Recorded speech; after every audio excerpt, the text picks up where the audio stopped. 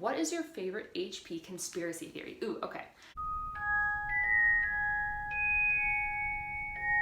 Hey you guys, welcome back to my channel. Today I'm going to be answering the Harry Potter questions you guys left me on TikTok. There are some very interesting ones here that I've never thought about, so let's dive right in.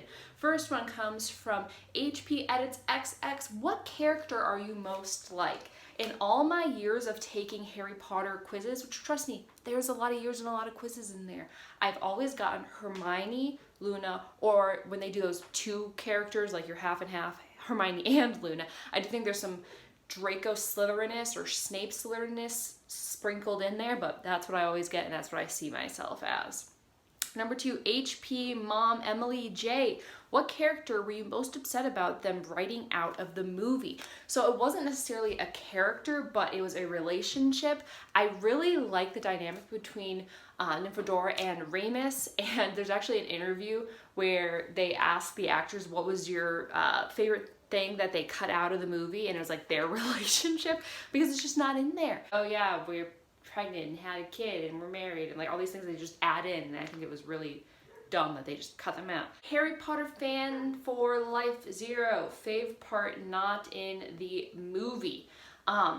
So one of the moments in the series when I actually cry is in the third one when they're all on the Hogwarts Express and Sirius sends a letter to Harry and Ron gets an owl, and that letter just made me so emotional and tear up, and that's a big reason why the third book is my favorite. But I was really sad that they didn't include that in the movies because it's very good. Star.dip. Do you believe in house stereotypes? Not even a little bit. I think that there are some like cliches that are probably true, like I mean Ravenclaws are artistic and Slytherins being like sarcastic and Hufflepuffs being very kind and Gryffindors being very brave. I think some of those things are, you know, true, but you can have a Hufflepuff who likes to wear all black and is super sassy, you know, like there's not rules for everything. You know, I'm a Slytherin, but I'm not someone who's racist and doesn't like other people who aren't like me. So I think that the stereotypes are ways that people can be like, oh, you're such a Hufflepuff, you're such a Gryffindor, but I don't think they're like straight across rules by any means. I think very much whatever house you're in is whatever house you want to be in, whatever your heart tells you, and then the Sorting Hat would have listened to that anyway. So yeah, don't believe in them.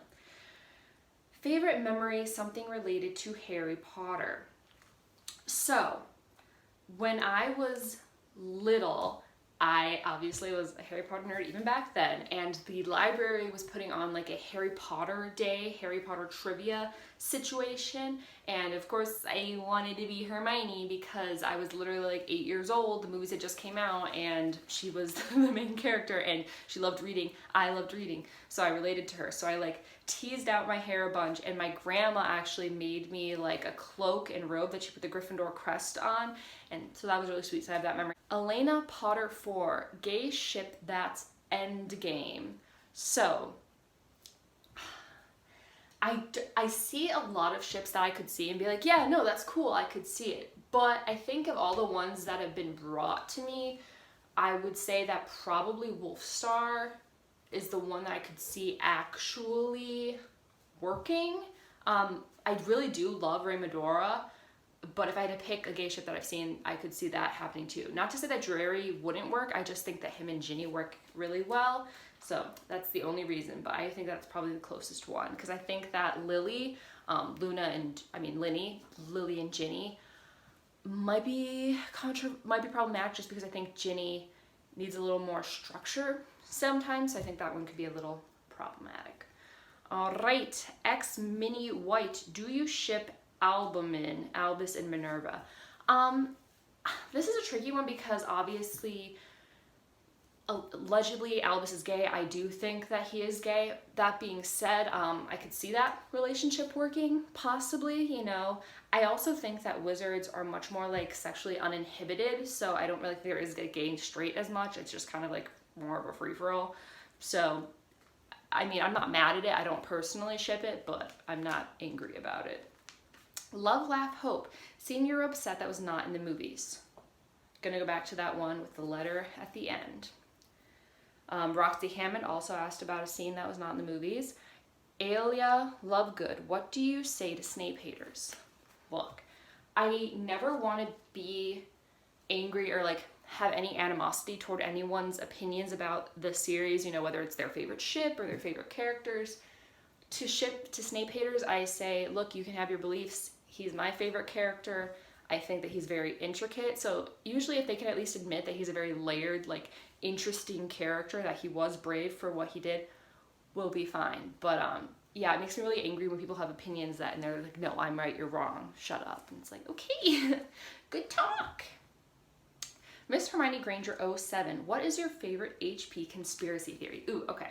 So this is like one that I saw and I kind of built onto. So there's obviously like the rumors and the theories that Snape was a vampire. I don't know if I'd go that far. However, I do think there was more to his death than is like led on. Personally, he was a potions master. We know that he would have a bezoar on him at all times. If you don't know what a bezoar is, it is a stone found in a goat's stomach that is an antidote for poison. There also are blood replenishing potions. So in my belief, I think that he would have put a blood replenishing potion on the bezoar that would give him anti-venom properties as well as blood replenishing. So I think he totally could have survived that snake attack. I personally think that he could have totally survived that, had something in his back pocket, went on to live a whole other life in private, away from all of the media attention and all of that. So that's my conspiracy theory that I think is pretty accurate. 19, Ahmed, do you think Harry's Snape's son, and do you believe he's a genuinely good person and deserves the hype? I don't think that he's Snape's son, just because I do think that when Snape made that comment, it was such an end-all to him and Lily's relationship. I think they could have done more to kind of reconvene and make that work, but I definitely think that once he said that, it was kind of an end-all for that whole part of their lives, and yeah, I don't think that there's a chance of that. But I do think Snape deserves all the hype because he's just the most faceted, leveled, layered character. He risks the most for the Order. He committed so many years to doing this unimaginably hard job, and it's just like, oh, it's so fascinating. And I think a lot of these characters too in this series, not even Snape, you can get so much more about their personalities if you read fan fiction, because it fleshes out their characters more, and it's just, oh, it's incredible. XX Msbug XX, do you think Wolfstar is canon? Again, I totally could see them being a couple. I see that their personalities would work out really well together. They had a really great friendship. Again, wizards being more sexually open, I could see it. To go as far as canon, I mean, canon to me just means could it work? So yes, I think it could work.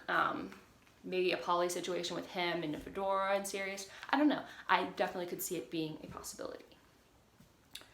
Lexi Padden, what house are you in and who's your favorite Slytherin?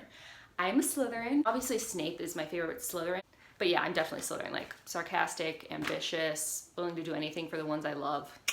That's me. Like Maya, what do you think about Harry being placed in Gryffindor even though he showed he should be in Slytherin? So I thought this was an interesting question.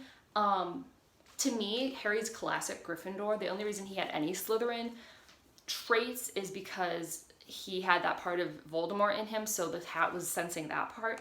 I personally think that he's Gryffindor to a T. He's impulsive, he's brave, he cares about the greater good and like doing what's right before he weighs all of the options and kind of thinks things through, which I see as Gryffindor traits. Not that it's a bad thing, I just think that he really exhibits all of those characteristics. So, but I thought that was an interesting question. Do you ship Honey Nugget Pooh? Yes, I ship Book Harry and Ginny, because in there you get so much more of Ginny's personality. She has a personality for one, and she's much more fiery, and you could see how she would be a good match for Harry. I think that she challenges him, and she's not scared away by like the hype and the fact that he's the chosen one, and like I think they go along really well. But in the movies, we don't stand Ginny. Like it's oof. EcoMist243. Change one thing about the series, not counting Cursed Child, what would it be? I would let Snape live. I think that it was trash that he just got killed off after so much that he risked for. And like, don't get me wrong, I'm sad that like Ramus Tonks and Fred died too, but like the fact that you had someone who did all this stuff and then didn't get a happy ending really makes me sad. I could also argue, you know, obviously having Ramus and Tonks live and Fred live, or giving Draco a redemption arc, but if I had to pick, I'd have Snape live, because I am selfish and he's my favorite character. Mimi Tree 321, what's your favorite ship? So, my favorite ship is a secret, but what I can tell you is one of the ones I've probably read the most fan fiction of other than my favorite ship is probably Hermione. There's some really well-written Hermione fan fictions out there, as well as I also really like the relationship between Ramus and Nymphadora. I don't read fan fiction about it because I don't like how they write her, and I don't know, I like more so the fact that she was so in love with him and willing to give him a chance despite all of the prejudice and everything. I think that's really beautiful. So, as a secret. Do you think Hermione is a good ship and least favorite character? I think Hermione, the more I've explored fanfiction, the more I've been on this TikTok account and seeing why people like the two of them, I totally could see how they work because he is so selfless for her and he does risk his life a lot for her. I don't personally ship them just because I think there are people that she works better with, but I have read some really good examples of them being a good couple, and I think there's a lot to be said about how he does so much for her. But do I think it's a good ship? Yeah, I think that it's a very healthy relationship if it went the right way. I think their relationship is very much, it could go in the way of they balance each other out, or she could get bored. There's two ways it could go, and depending on if they had healthy communication, it could go one of two ways. Least favorite character other than Umbridge would be between Peter Pettigrew and Dumbledore. Peter Pettigrew, obviously, because I think he's just garbage. He literally betrayed his closest friends. He's a repulsive character. Like, I mean, he has a little bit of a redemption at the end. And then Dumbledore, just because I get really mad when someone claims they're a good guy or for the greater good, and then they manipulate all these people and like emotionally abuse people and like use them as their own little pawn pieces. I get really mad that he basically had other people do all the work for him, and like not even just Harry, but like Snape and all the people who were in the Order. Like, it was very much him controlling other people, and I get really mad about it. Steph Harper 3, who do you ship with who? Kind of mentioned that already. It's Mia 4913, Saddest Death.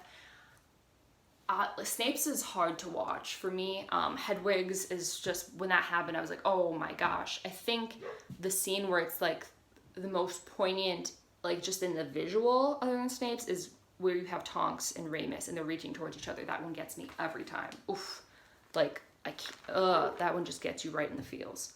And last one for this video, Micah Flenner. If Regulus died trying to get the locket, was he one of the Inferi who attacked them? I would say yes. I've read some theories where people think that he got away and it was just sort of like a more convoluted plan, but for sure, if he died in there, I definitely think that he would be one of the Inferi. Though necessarily, I don't really think Inferi still have souls. I think it's more just like the carcass of the people, if that's not too dark. But yeah, wow, what a question to end on. So I hope that was interesting to you, that I asked some questions that you maybe never thought of before. I'm definitely gonna be making a part 2 because I'm halfway through all the questions that were asked. So I hope you enjoyed it. If you did, be sure to subscribe because I put out new videos every single week and it helps me a whole bunch. Subscribe.